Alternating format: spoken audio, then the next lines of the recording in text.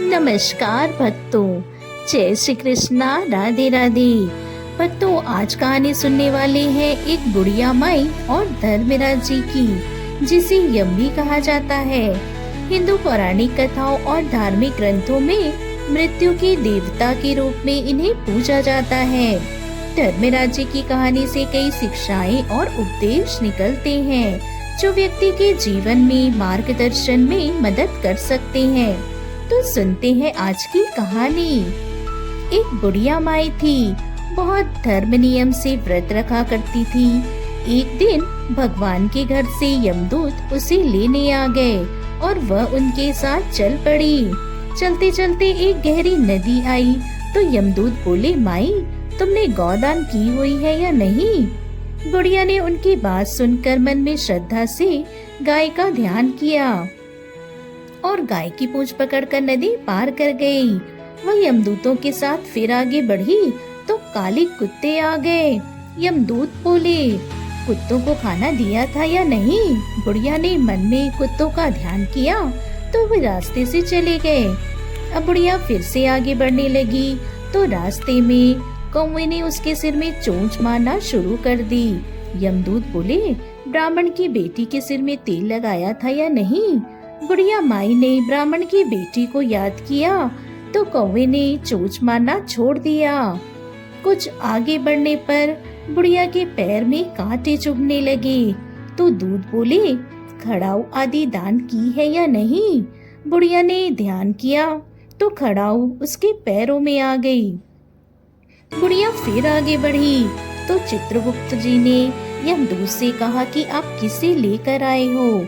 यमदूत बोले, बुढ़िया ने दान पुण्य तो बहुत किए हैं, लेकिन धर्मराज जी का कुछ नहीं किया, इसलिए आगे द्वार बंद हैं। सारी बात सुनने के बाद बुढ़िया बोली, आप मुझे सिर्फ 7 दिन के लिए वापस धरती पर भेज दो।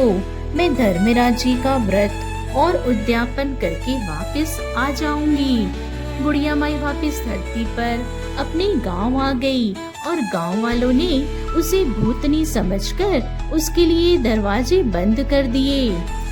जब वह अपने घर गई तो बहू बेटों ने भी दरवाजे बंद करके बैठ गए।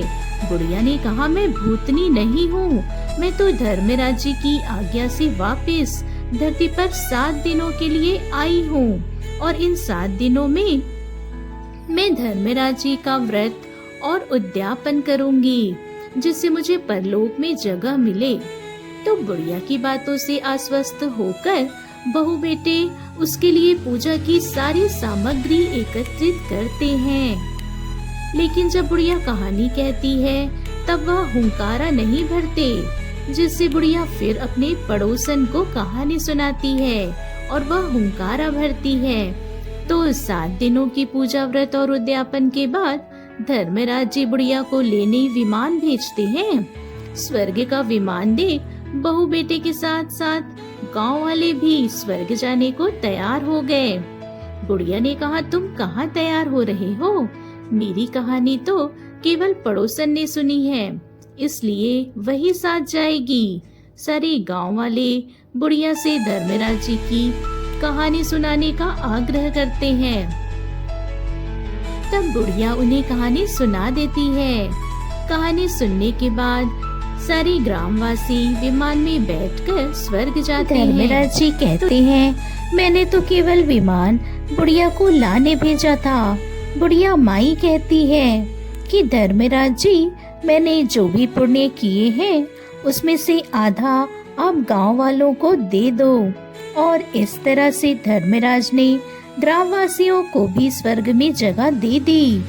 हे धर्मराज जी महाराज, जैसी कृपा आपने बुढ़िया के साथ सभी गांव वालों पे की, उन्हें स्वर्ग में जगह दी, उसी तरह से हमें भी देना।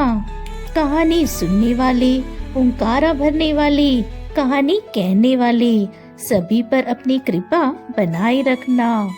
जय हो धर्मराज महाराज की, जय यमराज महाराज की। तो दोस्तों, कैसी लगी आपको आज की कहानी? अगर आपको यह कहानी पसंद आई तो वीडियो को लाइक अवश्य करिए, चैनल को सब्सक्राइब कीजिएगा हमसे जुड़ने के लिए बहुत बहुत धन्यवाद।